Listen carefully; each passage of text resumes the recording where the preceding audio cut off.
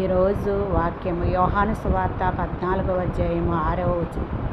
యేసు నేనే మార్గమును సత్యమును జీవమునై ఉన్నాను, నా ద్వారానే తండ్రి యొద్దకు ఎవరైనను చేరగలరని మరి యేసు ప్రభు వారు ఖచ్చితంగా చెప్పడం జరిగింది.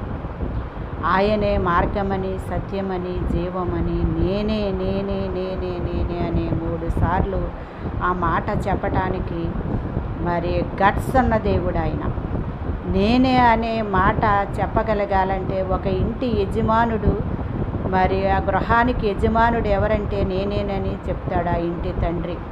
అలాగే ఒక సంస్థకు యజమానుడు ఎవరంటే ఆ సంస్థ యజమాని చెప్పగలుగుతాడు నేనే అని. ఒక స్కూల్కి ప్రిన్సిపాల్ ఎవరంటే నేనే అని ఆ స్కూల్ని స్థాపించిన వాడు చెప్పగలుగుతాడు.